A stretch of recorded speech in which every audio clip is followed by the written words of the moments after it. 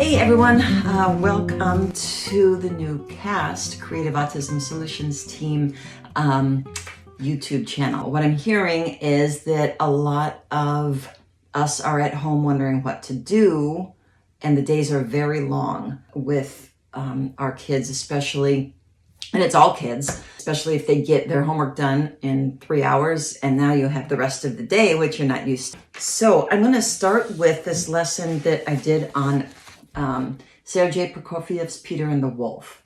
So this is on the link below. It's just a Wikipedia guide of Peter and the Wolf. And it's kind of fun because it combines visual learning.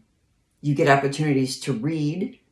You get opportunities to sit on the couch and watch a YouTube video that's an hour long of the entire Peter and the Wolf performance with a great narrator. And that's a way to kind of bring all the information together and experience it auditorily with the music performance. And you can see what an exciting narrator can do to liven up a story. So I started with just a brief background.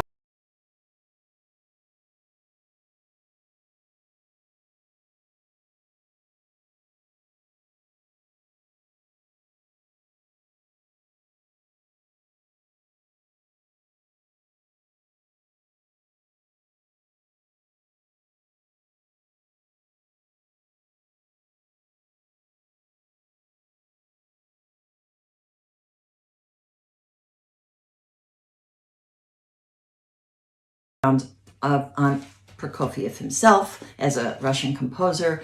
I am a music major, so I can expand a little bit on Prokofiev. You can do as much expansion as you want. Just Google him and go to town. But basically, he's just an early 20th century Russian composer who wrote some magnificent pieces, and the music is real driving and exciting. And he is also known for depicting, creating imagery by representing things through music. And Peter and the Wolf is the great example of that because every character is represented by an instrument. So it makes it exciting to listen to if you know the story. So anyway, just go through the background of how the piece was composed. It's all right here. I've highlighted what I thought was important. I write down keywords. I'm going to show you this piece of paper because it's hysterical. I write down keywords and then I can expand off it. I don't write entire sentences for Mateo, but if I'm going to say, today we're going to talk about Peter and the Wolf, W-O-L-F, by a Russian composer, R-U-S-S-I-A-N, composer named Sergei Prokofiev, P-R-O-K-O-F-I-E-V, Prokofiev. Those are what I was writing as I was talking and trying to make it conversational. So my notes are over here, and I'm like, and I'm writing the keywords there. Then you can flip this over and you can go, so what's the title of the piece we're going to talk about? Peter and the Wolf. Whether your child's verbal, neurotypical, autistic, whatever level they're at, this works. Doesn't really matter. If the child is, if your student is nonverbal, do something like this. Fold the paper. And this is an RPM, rapid prompting method technique. Was Sergei Prokofiev Russian, R-U-S-S-I-A-N, or was he Canadian, C-A-N-A-D-I-A-N? Give them two choices. Hold it in front of them. You're sitting on their right side, by the way. Information goes in the right side of the brain. You always want to be sitting on your student's right. And just give them choices. And if you have an autistic child that's nonverbal, you can lift their hand up and help them point to the right answer. Assume their intelligence and move on. Pretty soon, you're not going to have to guide their hand. So that's a whole nother video. You can really get some detailed information on the rapid prompting method on some links below if you're interested on how to start that. So anyway, on to this lesson. So I just I taught the background, which is right there, and the plot of the story of Peter and the Wolf is right there. These are all accessible to you in the links below. So we've gotten through those two things, and now it starts to get exciting because it has performance directions there. And this is where it describes that the bird is a flute, represented by the flute, the ducks represented by the oboe, the cat by the clarinet, the grandfather by a bassoon, the wolf by 3 horns, Peter by a string quartet, and hunters shooting with kettle drums and a bass drum. This is the opportunity now to show your student a picture of each of the instruments. And what's nice is on a link on the Wikipedia page, again, which is below, it writes out the musical excerpt, the leitmotif, it's called, and tells you, okay, this is the bird. Sounds like this, and these are the notes they're playing. Just show them. And it's very, very tiny, short, quick excerpt. What I had done is have Mateo write out the different characters. Well, actually, I wrote these out, but you can have your child do it, your student do it. Just write out all the characters in the plot. And then below you have links to pictures of the different instruments. This is going to be funny because this is what we ended up doing. But anyway, we cut out the instruments. Okay. And we can get as creative with this part as we want to.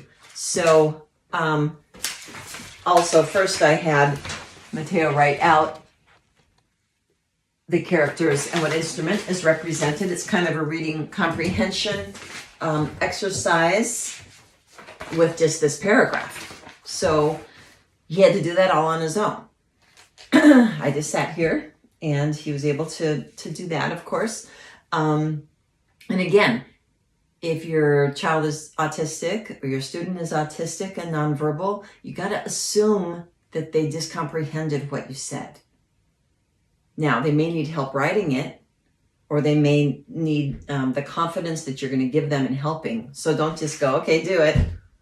Guide them, help them, give them all the help they need to be successful. Okay, this is new to some of us that haven't been teaching our own kids, right? All right, so then I also made copies of the leitmotifs, and we cut those out. Mateo loves to cut with scissors, so this is a fun little part of the exercise and great fine motor skill practice. And then we just started matching everything up. You can play memory. I do a lot with the game of memory. So you can make cards that say bird, duck, Peter, hunters, grandfather, wolf, and just write them out on index cards and place them down. And then you can have the corresponding instruments. So flute, oboe, clarinet, blah, and you can try to match Peter to strings, no match. Or Peter, and you flip oboe, no match. You just try to play a memory game with that. Break it up, break the lesson up, have some fun with it. Okay, and then it came time to, after we matched the leitmotif to the instrument,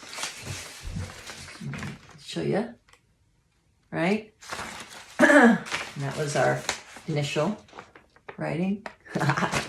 I'll get better at this, guys. This is just an afterthought. I had to share it with you. So I'll make it a little more professional as we go. Maybe not. I don't know. So then we went into a different room, the living room, in our case, family room. And I'm able to cast because we have a smart TV. So I pulled it up on the computer. Again, all in the Wikipedia guide. But we have the link below. And it's the Vancouver Symphony Orchestra performing on YouTube. And the narrator's amazing. He's so great. He's also the conductor. And we just sat and listen to it for an hour. Now, he turns around, he tells the story, and then he cues the performers or the musicians. So it's fun. I had Mateo, pick up every now and then. Okay, who do you hear? Here's the wolf. Who do you hear now? Here's the bird. You can have them say it. You can have them just pick up these pieces of paper you can have laying around, or you can just sit and listen to it and not do anything else, whatever the mood is. So anyway, that was fun. I'll get Mateo in here and see what he has to say about it. Anyway, if you choose to try it, let me know how it goes. And have a great day, and I hope you're all staying safe and healthy in your homes. Have a happy Easter weekend if you're celebrating that, and have a happy weekend no matter what you're celebrating. So, what did you think of doing a lesson like this, where you're listening and you're cutting and you're reading out loud and you're playing matching games and all that stuff? I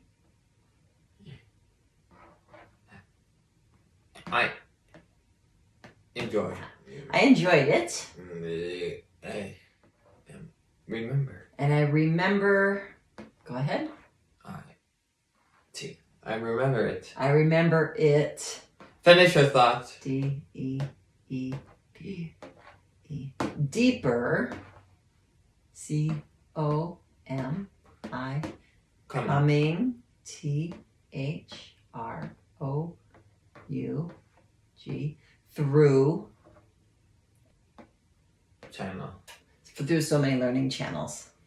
And by learning channels, he means auditory learning channel, visual learning channel, kinesthetic learning channel, or a tactile learning channel if you're doing any tactile things where you can feel stuff. Kinesthetic would be the cutting and the writing. Enjoy it. Try to get information going in from all directions, not just visual, not just auditory. Because I think with all people, any of those channels can shut down at any time if we get distracted or we get bored or we get overwhelmed. You ever feel like sometimes you just don't want music on. You want it to be quiet.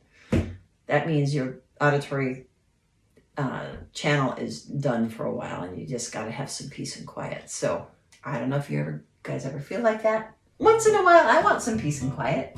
Right, buddy? Yes. So our kids do too. All right. Have a beautiful weekend. Bye-bye.